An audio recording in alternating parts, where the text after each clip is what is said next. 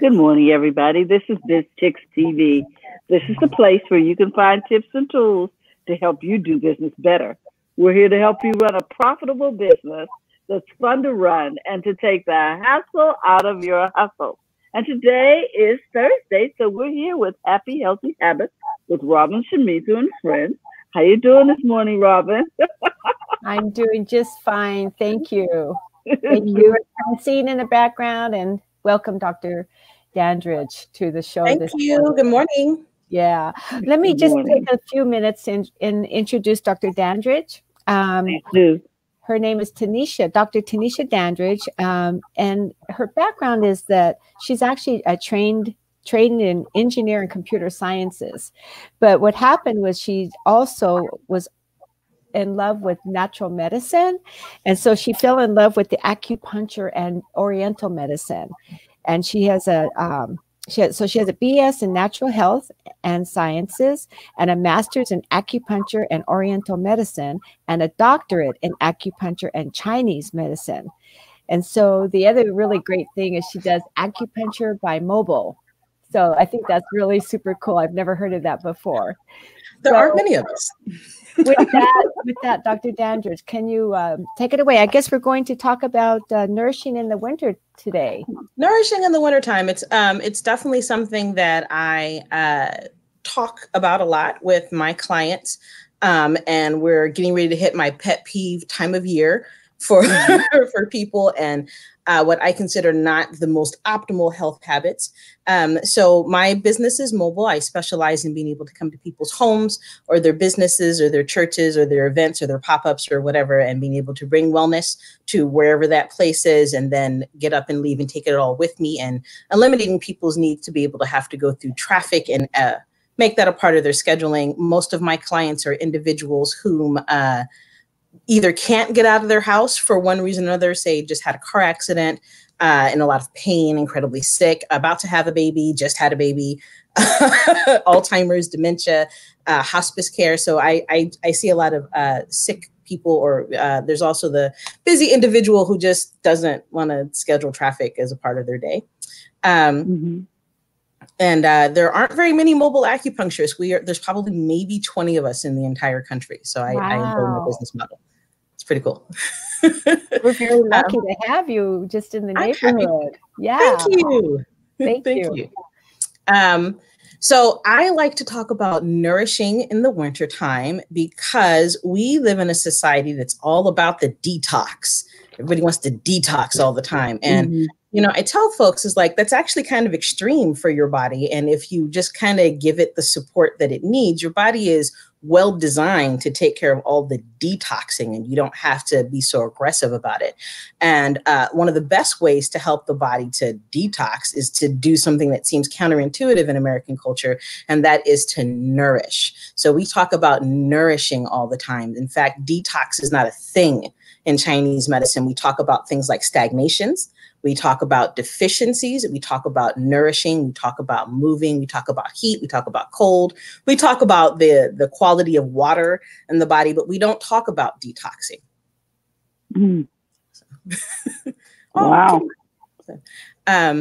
One of the best ways to nourish the body is through foods and through the types of activities that you do. And the wintertime in Chinese medicine is called the season of the kidney, right? And the kidney in Chinese medicine is kind of your health savings account, right? And so the stronger your kidney energy is, the longer you'll live, the better your quality of life, the less likely you'll be bothered by things like fertility issues or long-term degenerative diseases. And so, you know, the idea is that everybody wants to live to be a ripe old 90 and 100 years old. You want to still be able to walk around. You want all your hair and all your teeth, and you want to be relatively free of ailments. We know that the body does not work as well the body doesn't work as well as you age, right? But you can do things to make sure that you have a savings account or a retirement account, so to speak, in the health bucket. And so one of the best ways to do that is by nourishing the body in winter, because in winter in Chinese medicine, everything comes in, everything draws in, everything concentrates in the center, everything pulls in to the core. And we see that outside, right? Like the trees, they don't spend energy on leaves, right? They bring all their energy down into the trunk and into the roots. We see this with like bears and hibernation. They want to get all fat in the fall, and then they go to sleep in the winter, and they don't do anything in the winter, and they come back out in the spring.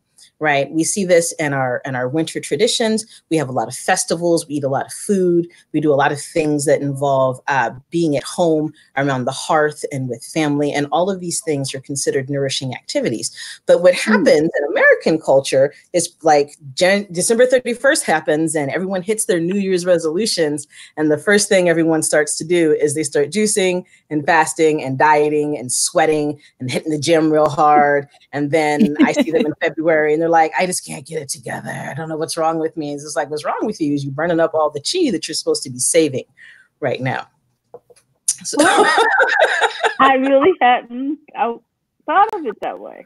Most people don't. Like, again, this is more of the Asian perspective of how to deal with your health. So if you spend the winter nourishing your yin and nourishing your kidney energy in particular, then what happens is in the spring, as soon as the weather starts to break, you're all energized and you're ready to go and you want to be outside and you're ready to rake those leaves and then you really want to start working out and getting into the gym. And then finally, the foods that are supportive of being eaten a little less cooked, like your fresh spring greens, those all come out in March and April. And that's when you should start eating those things. Like a lot of those things aren't available right now, unless you have climates like California where we can grow things like lettuces in the winter. But these are things that you should actually cook. Like we really don't do a lot of raw food salads, juicing, smoothies. We don't do that in Chinese medicine. We're all about cook your food and mix in your greens if that's what you want. But you can almost never find a salad in almost any Asian cuisine. They exist, please don't get me wrong, but they're not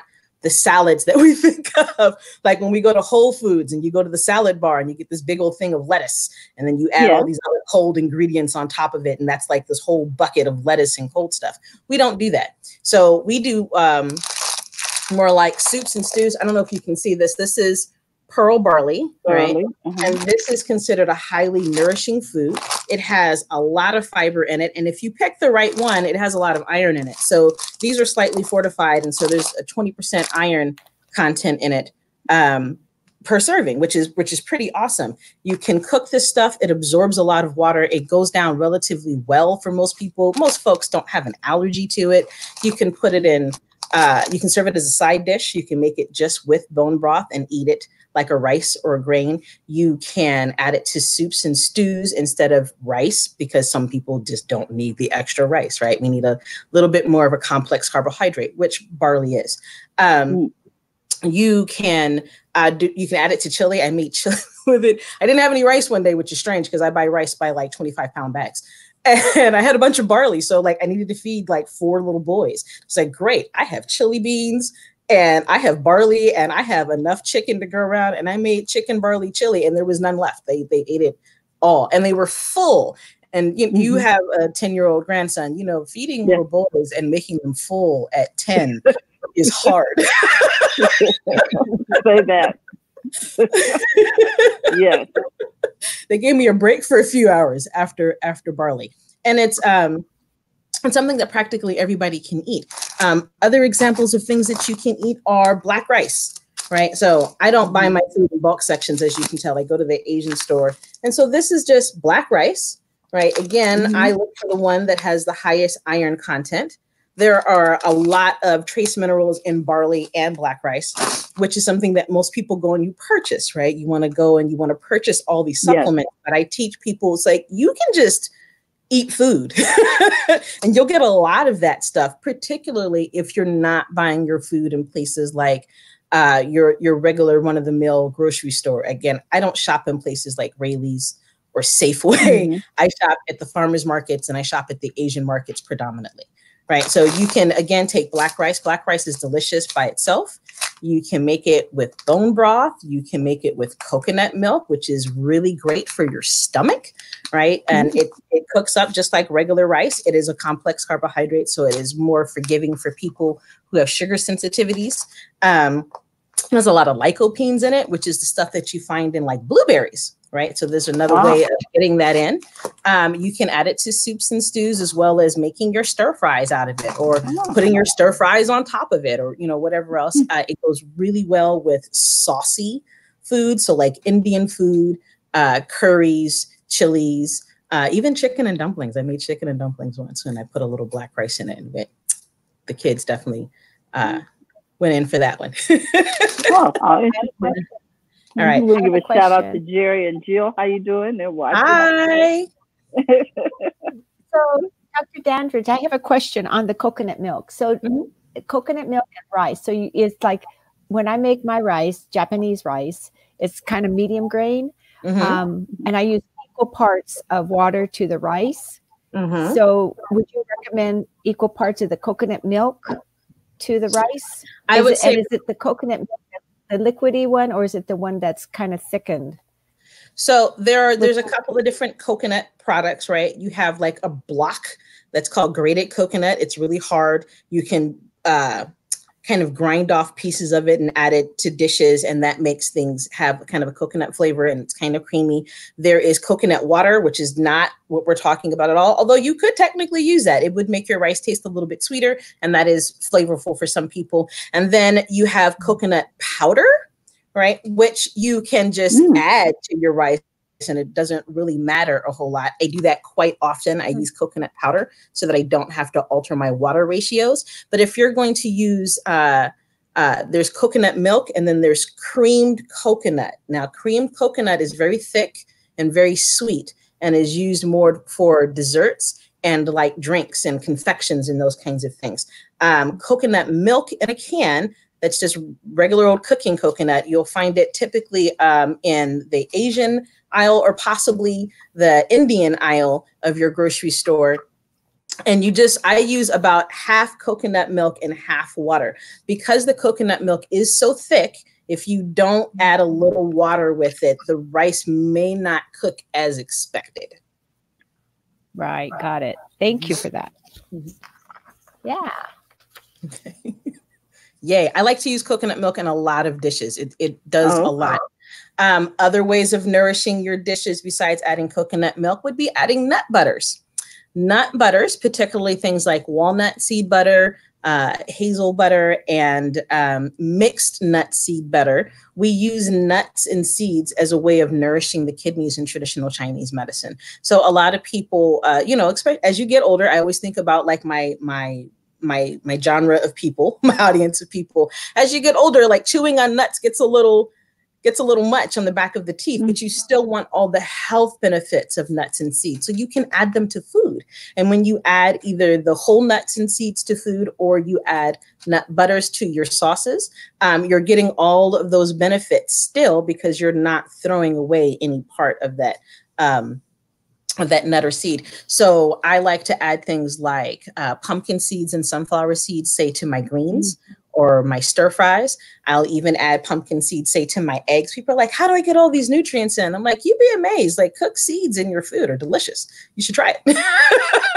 And they're easy to eat, and they're easy on your digestion, as opposed to just eating nuts raw. And yes, there are benefits to eating your nuts raw, but there's also a lot of benefits to exposing things to heat and then cooking them. They're easier on your digestion.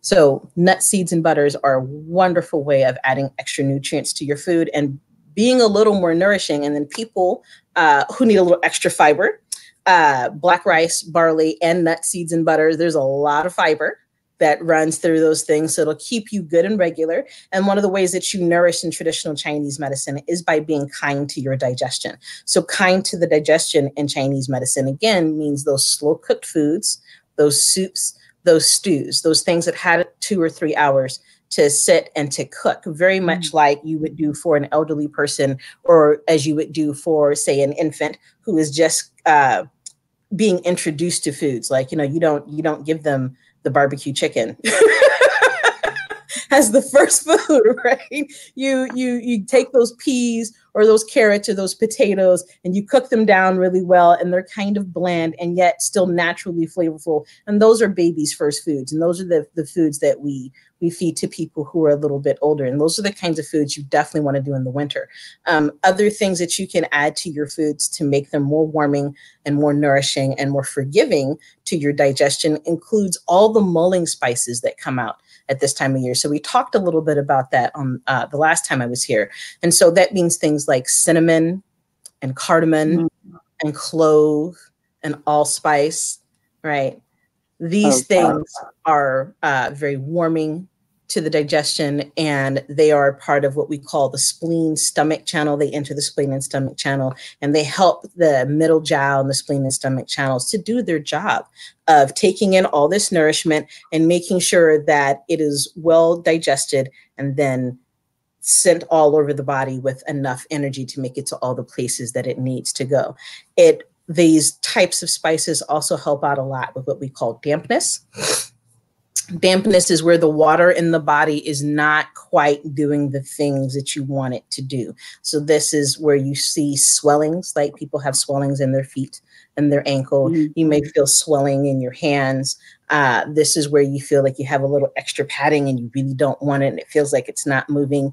Dampness is also where you have a tendency to have that kind of heavy and sluggish feeling, and you just, feel like you weigh 1,000,000 pounds and you just can't quite get up the energy to get up and do those things to do because it feels like you're wearing a suit of armor. Like, these are all examples of dampness in the body. Other examples of dampness that come out at this time of year is all the stuff in your chest, right? That wet cough that's happening for people in the cold and flu season. Your warm mulling spices help the body to gently just kind of move that water around. So again, everything is nourish, nourish, nourish, nourish, nourish, nourish, nourish. That's how we treat in Chinese medicine. I got two more food choices for the winter. I'm coming out with all my vegetarian friendly ones first because people's like, what is the vegetarian option? It's like, we're not vegetarians in Chinese medicine. There's not the same thing. So one of the things that is awesome for people who want to do the vegetarian lifestyle is sea vegetables. I don't know, there we go. The sea vegetables. I cannot get that to come up. There it is, kelp, right? And so kelp is wonderful because kelp and sea vegetables have a lot of kelp, sea vegetables, seaweed, nori. They're actually all different. Really? Yeah, they're all different. Seaweed is this broad term of things that grow under the water, and it's a plant, right? But those plants are broken into different types, just like they are on land. And so they're not all the same. They have different characteristics. They have different shapes, different sizes, and different nutritional profiles. So the one warning is that sea vegetables do pick up toxic minerals. They will pick up toxic things from their environment, but they will also pick them up out of you. You can take a couple of strips, just 1 or 2 pieces. I don't know if you can see how, you know what?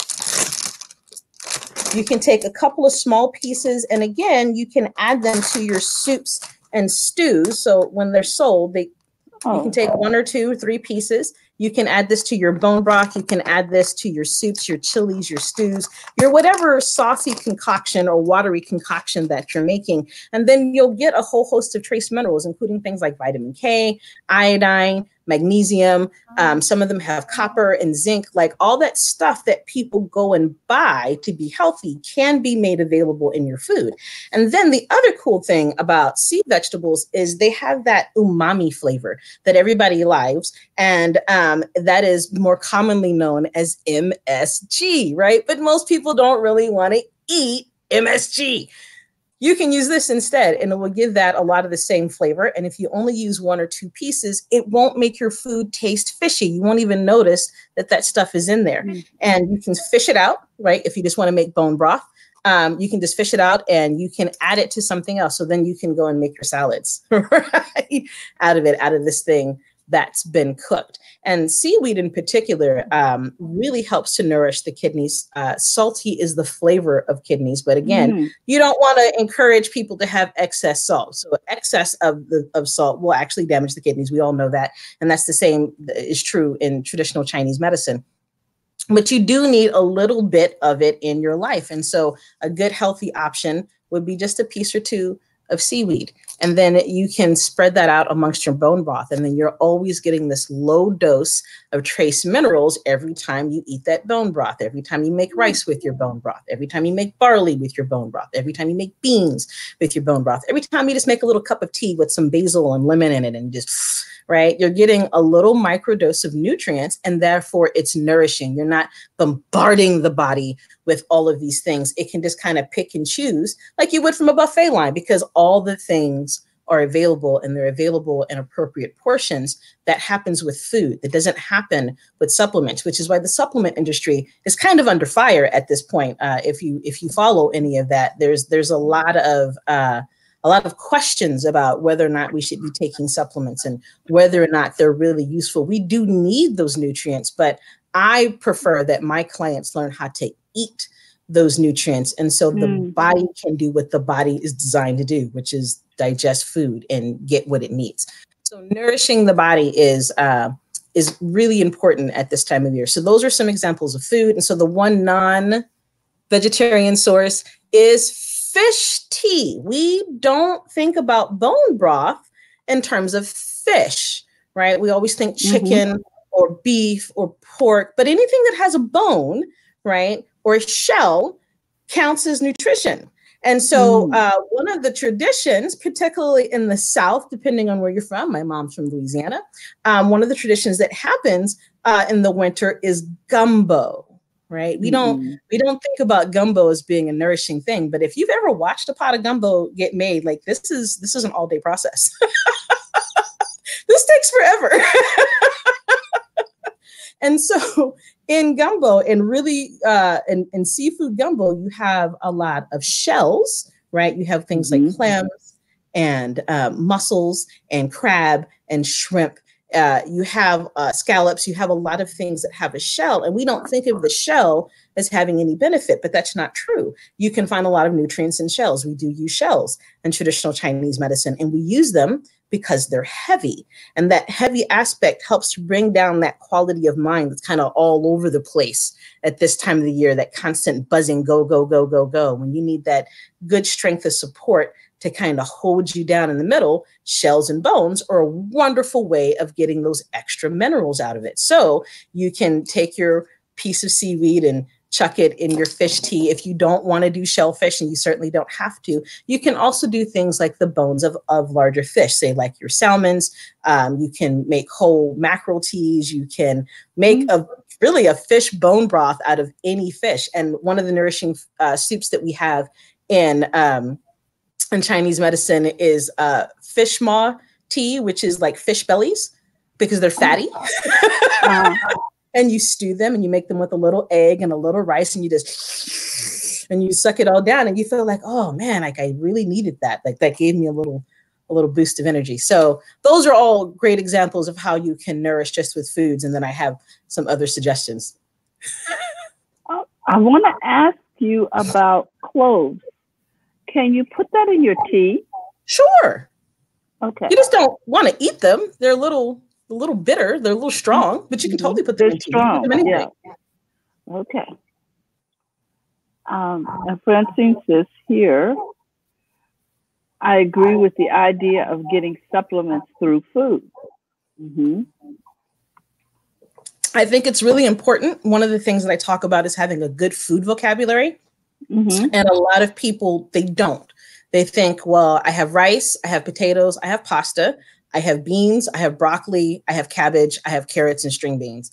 And that's kind of it. A lot of people can't really run through any other food choices. Like you might get out to corns and mushroom and spinach and bell peppers and onions and, you know, strawberries, oranges, bananas, and apples and pears. But like after that, people start running out of food ideas. And the traditional American diet, people kind of run out of meat ideas at like chicken, fish, pork, and beef, and maybe turkey, right? We don't think about things like camel or alligator or anything like the world all over. If it walks around and you can catch it, you can pretty much eat it. And that's a little foreign to us. So I always challenge clients that If you don't know the difference between pearled barley and regular barley, you need to go spend $2 or $3 and bring it home and try it and cook it and eat it. And you're going to mess it up the first time, but then you know what you'll do the second and the third time, right? You'll get better with practice. You're never perfect at cooking anything all of the time. If you don't know about lion's mane's mushroom versus oyster mushrooms versus shiitake mushrooms versus enoki mushrooms versus portobello mushrooms, you know, like if you can't have those kinds of conversations of what do I want to eat today, and you're just like, I just don't like white button mushrooms. It's like, oh, okay, well, what about black fungus mushrooms? Like, they're pretty tasty. They're very crunchy. A lot of people don't like the slimy factor of button mushrooms once you cook them. So if you don't have a good food vocabulary and you can just say, oh, well, I need more iron. Great. How do you get that in? Spinach. That's not enough, right? A serving of spinach is only like 5 to maybe 8% of the iron that you need for the day. Where are you getting the rest? Do you have another source? Are you going to end up taking a tablet? Like, do you have any other solutions for the I need iron conversation? Or in terms of vegetarians, right? People think that vegetarians have a problem with protein. Protein's not an issue for vegetarians. Like, protein is a basic building block of life. Everything has protein in it. What you can't get by a lot of vegetarian sources, or you can't get a lot of through vegetarian sources, is B12. So where are you going to get it from? B12 is pretty much found in animal products. You cannot get enough of it through vegetarian sources to stay healthy indefinitely. So you either have to supplement, or you got to figure out what you're going to do if you're a true vegan, right? And so if you don't have a big enough food vocabulary, which is where you get into, I call them junk food vegans, people who just eat rice and potatoes and kale. It's like, that's not enough. You have to have a huge variety of things that you incorporate in your diet on a regular basis, or you're going to get sick because you took something away and you didn't replace it with something. So I challenge my clients, and I challenge the viewers today who are paying attention to take 30 days and find 10 new vegetables, 10 new fruit, 3 new meats, right? And 4 new seasonings that you've never had before. And you don't have to buy them all at once. That's overwhelming. Just get 1 or 2 here and 1 or 2 there and see what you can figure out about it, right? And you have to probably start shopping in unusual places. If all your local mart carries are the same 10 or 15 vegetables and you've tried all of those, and you have to go to other places because the world is covered in all kinds of edible things. And if you have a large food vocabulary, then you're always getting those antioxidants. You're always getting all those minerals. You're always getting all those vitamins that you need over the course of the day. You're always getting all those extra things that people are now paying for because we don't have a wide, varied food diet. Well, Jill says, thanks for the option. Thank you. And then she says that you gave her a homework assignment. Dr. Tanisha gave me a homework assignment to make long lists of food options and then pick foods I was likely to buy and eat. Food vocabulary, still working on my vocabulary. I do that. So if you know that you're anemic, right? And you know you got to get that iron in, and you can't just leave it at spinach. You need choices. And maybe you're not going to eat liver, right? Maybe that's not a choice for you. Maybe you don't like beans. I have clients right now who refuse all beans and all legumes. And I'm like, how do you survive? But that's their choice. But they need another option to get those trace minerals in and to get that iron in. So you need a list of 20 options so that you also don't get bored eating the same foods over and over and over again, which is how you end up going out to go get something that tastes good because you're tired of the stuff that you're eating that's supposed to be healthy. I like good food. I am a foodie. I believe that all my food should be delicious all the time. Otherwise, why is it going in my mouth? This is a punishment. I don't want So you got to get a good food vocabulary. You got to get a good food list so that when you have to make these food options, you know what tastes good, you know what works for the things that you're comfortable with cooking, and it's easy, right? And it's not a punishment. It's not a chore. You're not on a diet, because who wants to be on a diet? I want to be on a live it. I want to love and live and eat my food and have all of these things intersect. So food choices, food vocabulary, it's important. So there are other things that you can do to be nourishing. Yeah. Oh, okay. Oh, question on fish tea is, Mm-hmm. so is that, so the Japanese use a lot of fish-based broth for soups and things like that. But what we do is, like this Dr. Dandridge, Dr. Tanisha, little broth that we put into water, and then we add a miso to it or tofu to it or whatever. So it's probably not the most healthy thing to use for, but still fish-based. So I would assume, and it's so much more convenient than making fish broth. So what do you think about that? Slow cooked foods take time, and it takes planning, and it takes commitment. I will be the first to tell you that I absolutely, upon occasion, will reach for some better than bouillon to throw in my food. But I make a point of trying to keep bags of bone broth of one variety or another in my freezer so that it's readily available for myself. And then there are fast ways of making fish tea, and that includes taking a few pieces of seaweed, and you can take things like ground shrimp or baby anchovies. Baby anchovies they're super tiny. I should have brought some out, but you have to keep them refrigerated. They're whole fish, and they're not the anchovies that we think of, like that go on pizza, like those oily, nasty, salty things. Those things are like foul, and that's a punishment. But baby anchovies, they have that strong umami fishy flavor that you're used to for your misos and your packets. And you only have to cook them for like 15, 20 minutes before you start to get that flavor. You will definitely get the smell that goes along with it, but you will get that flavor fairly quickly without having to take like 2 or 3 hours to use, say, salmon backs to make your fish tea broths out of. So I am down for, if you're going to take your fish tea and go throw like some purple cauliflower and some kale and some string beans and, you know, some good healthy mung bean noodles, and that's how you're going to get it in, great. I always tell people to be mindful of using too much salt or too much MSG in their diets, which you have to kind of pay attention to when you're dealing with packets. And then the other problem with packets is you don't always know what kind of preservatives or packaging or fillers or things that have been added to that packet. So if you have a good, clean source for your packets, go for it. By all means, you should totally do that. Okay, I'm going to show this comment by Brenna. Hi, Brenna. How you doing? Thanks for watching.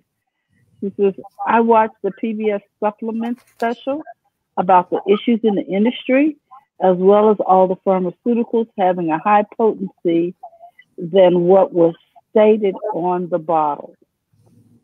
So she says it's better to get nutrition through food and herbs. Absolutely. So she's in agreement with you. I try not to supplement. Like, I will give people Chinese herbs because Chinese herbs have a function and they have a very specific job, and they have usually a built-in time that you're going to take them. But the supplement industry, like, a lot of people buy their supplements at places like Walmart or CVS or Walgreens. I'm like, please don't do that. Like, you have no idea what's in the bottle. The supplement industry is not well regulated. There are places that have super high potencies in their supplements. There are places that have super low potencies in their supplements. There are places where you're not getting what was in the bottle, what was advertised to be on the bottle. So, you know, if you want to supplement, if you want to add lysine to your diet, if you want to add B6 to your diet, if you want to add lycopenes to your diet, then, like, we live in the information age, and all you have to do is pick up your cell phone and Google foods high in, right? If you want to have more chromium because you want to lose weight and help manage your glucose levels, great. Then find out foods that have chromium in them and go eat to those things and make yourself a food list vocabulary so that you can have those foods readily available in your kitchen all the time. And then you don't need a supplement because you are eating those things all the time, and you're getting them in a way that is more bioavailable for the body, right? So the thing that a lot of people don't understand about the body is that you are a series of chemical processes. And in order for these chemical processes to happen, you need like chemical A, chemical B, and chemical C. So the common one that a lot of people are aware of is iron, right? You can't just take iron and then your body's like, hey, iron, great, we're gonna go make some red blood cells now. That's not what happens. You need iron, but you also need things like folic acid and B12.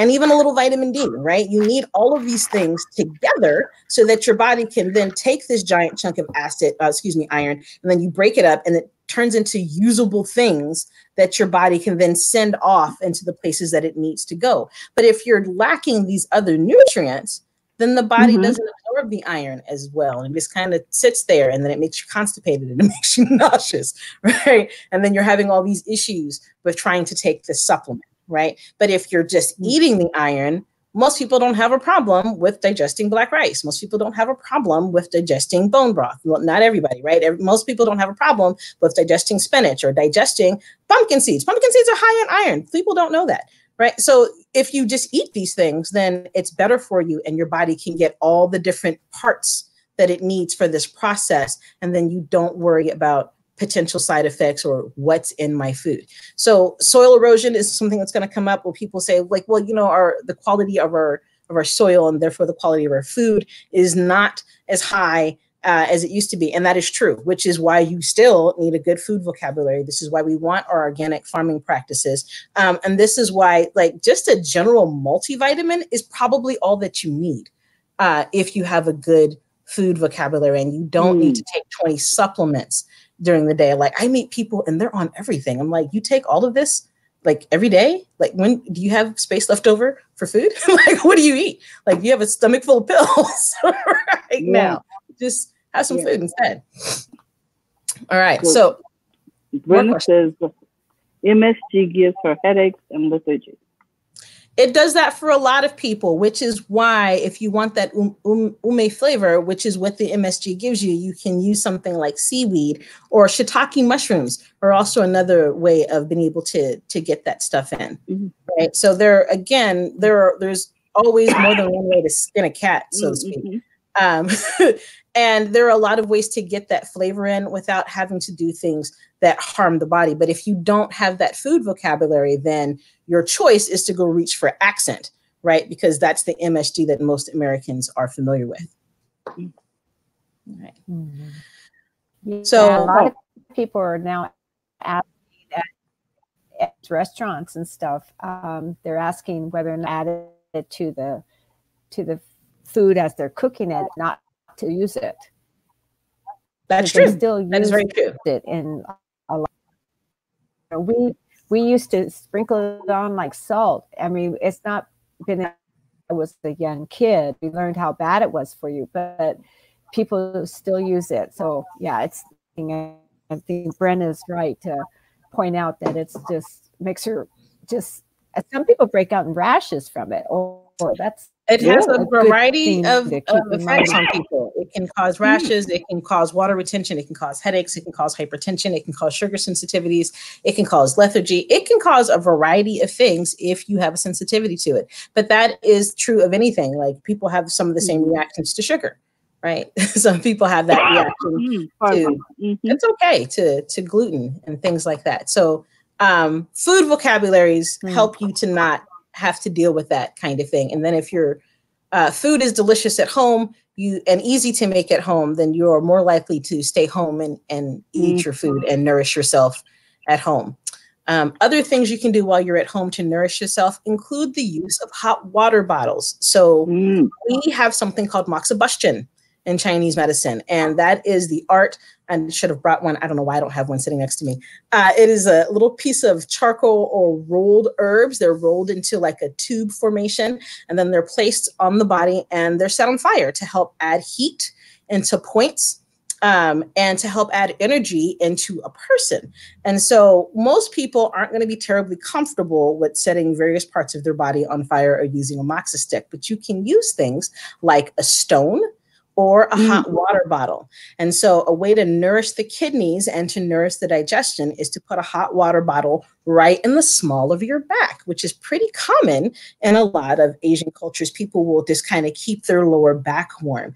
And this is the Du-4 area in Chinese medicine. That's the name of the point.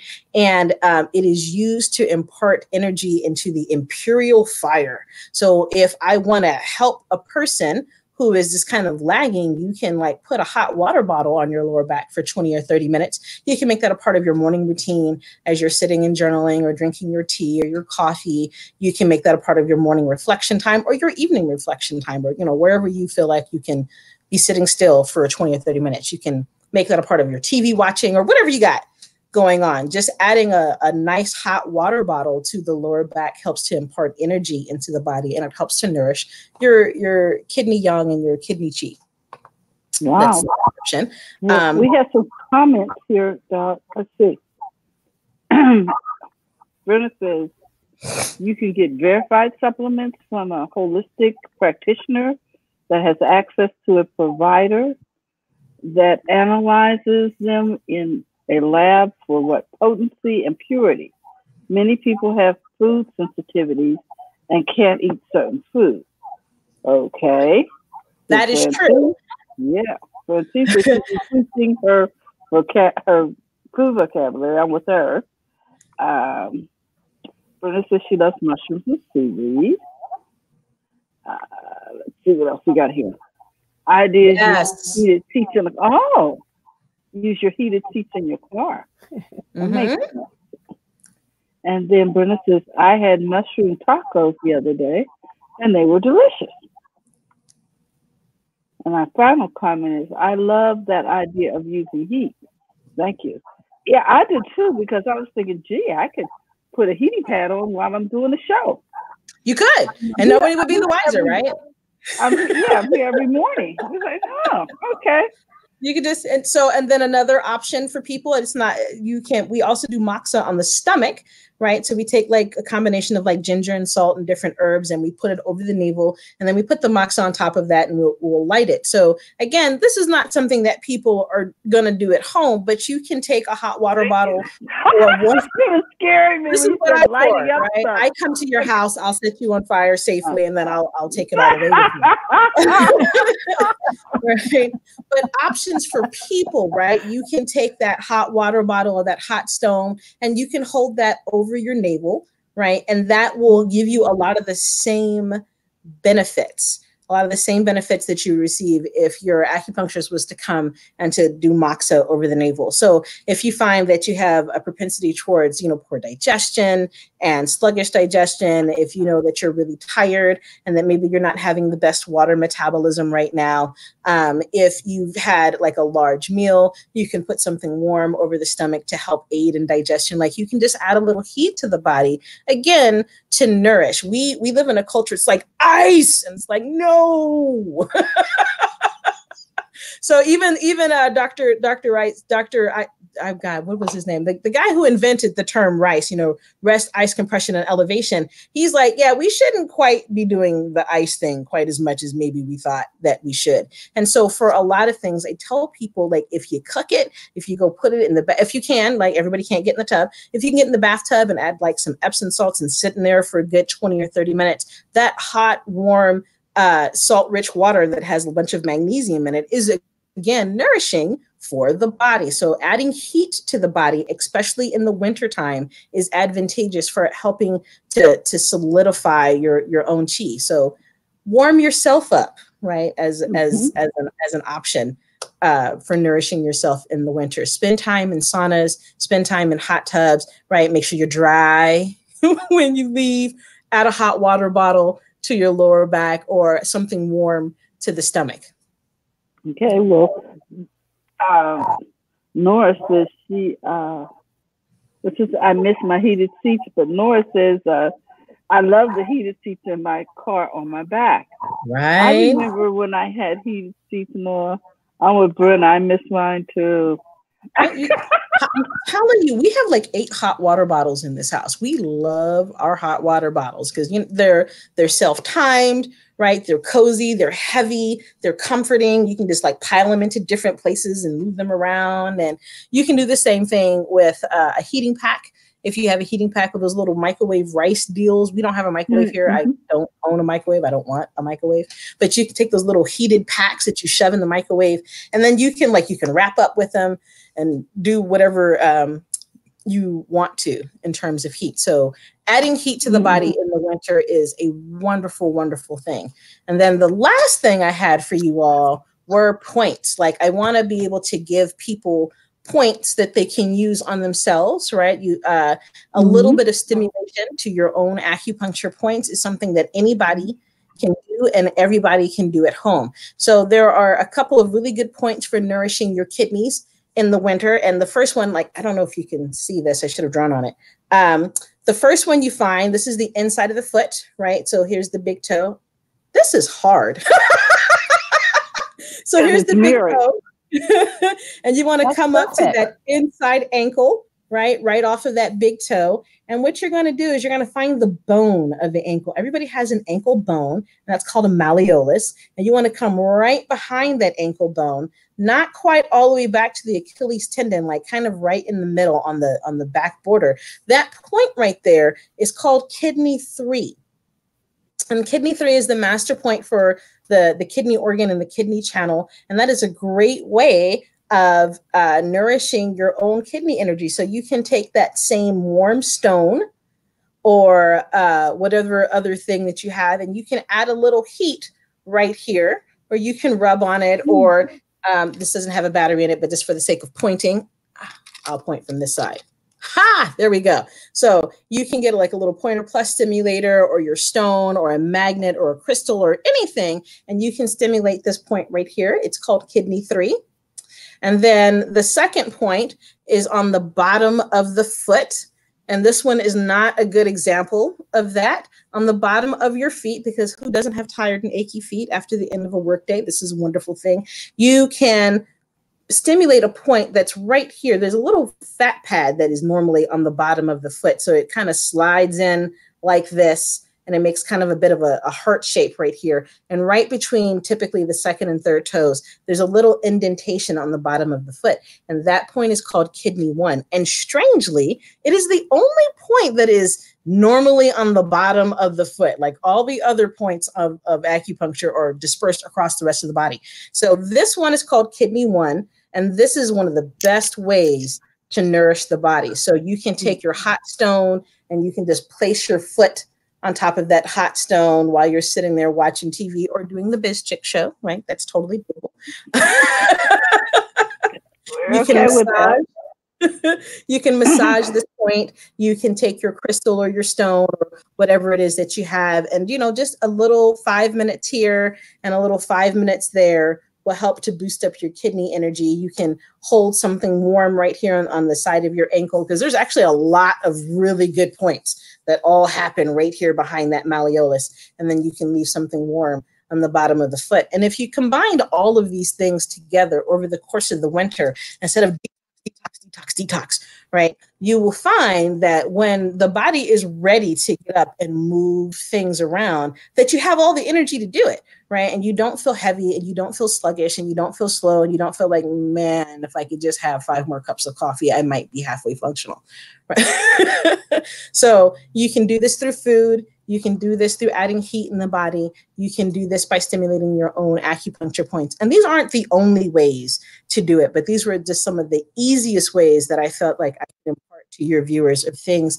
that they could do at home to kind of nourish themselves and take care of themselves and not be dependent on calling somebody like me all the time. Like, what can I do for myself? I like being independent. I like being able to do things on my own and not always having to reach out to other people. So if you made a daily practice of warming your body, stimulating your acupuncture points, and having a little bone broth, come February and March, you'll be ready to get out there and take names. Or not. Well, we have one more comment from Brenna. She says magnesium is needed to process sugar. You can put those heat packs with herbs in the oven. I'm not sure what she's referring to. I think she means the microwave heat packs. You can, I have been in a fire. I am really conscientious of how things are heated. I am liable to forget that there is a heat pack in my oven. And I will know when I start to smell smoke, because I can be a little absent-minded when I'm at home and I'm relaxed. So if you have a good timing system and you can pay attention and you want to put your heat pack in the oven, by all means. Magnesium is an herb, is a mineral and a nutrient that is needed for a lot of processes in the body. And magnesium supplementation is a great way of nourishing the body. But one of the best ways of getting it in is through water. For some people, taking magnesium can lead to loose stools and stomach discomfort. There's also a magnesium oil or liquid magnesium that you can place on the body, but you have to be careful because magnesium oil can lead to rashes and skin discomfort. So again, options of getting all of those things in over the course of your day. So, wow. So yeah, that's all the stuff I wanted to tell you guys today. Robin, was there something you were going to say? Well, okay. I'm definitely heat Oh, good. Good. Go heat up his.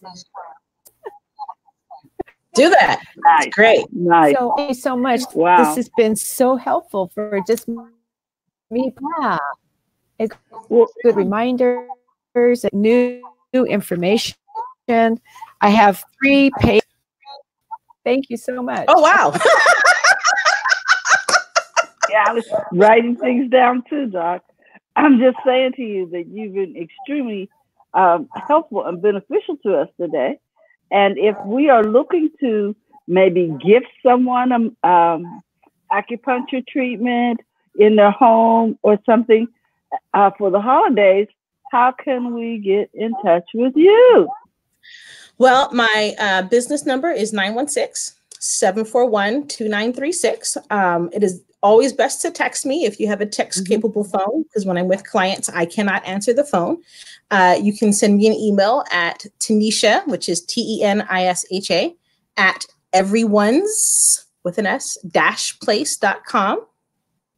Or you can reach out to me on Facebook.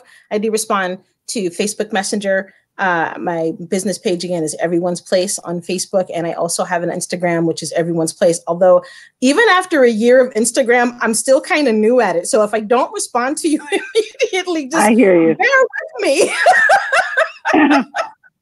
Yeah, I know. But you know, guys, we really, really love the guests that Robin always finds for us. Robin, you are just a marvel. Okay. We want you to know we really appreciate I'm you very and your lovely guest. Yeah, I agree. Thank you so much. So thank you for being with us. Robin, I'm going to say a little something. I'll let you close out, and then we'll close with our usual don't forget. Okay. So I just want to say that we want to encourage everyone to encourage everyone to attend the Women Like Me event coming up in January. And you can get that information over on womenlikeme.com. Hi, how you doing, Dr. Tachi? Thanks for tuning in. We had a really great conversation about food. So you might want to watch the replay if you get a chance. And in addition to that event, Women Like Me, is going to take place January 20th in 2020. So guys, go on over and get your tickets early. In addition to that, we want to thank Dr. Dandridge. And if you're looking for her, she gave her information out, and we'll be sure that it gets in the chat. And in addition to that, I want to say thank you so much. Tomorrow's Friday. We'll be talking tech on Friday in English. So don't forget to tune in. And above all, don't forget to go to the front of your own line. Have a great day. Thank you for having me.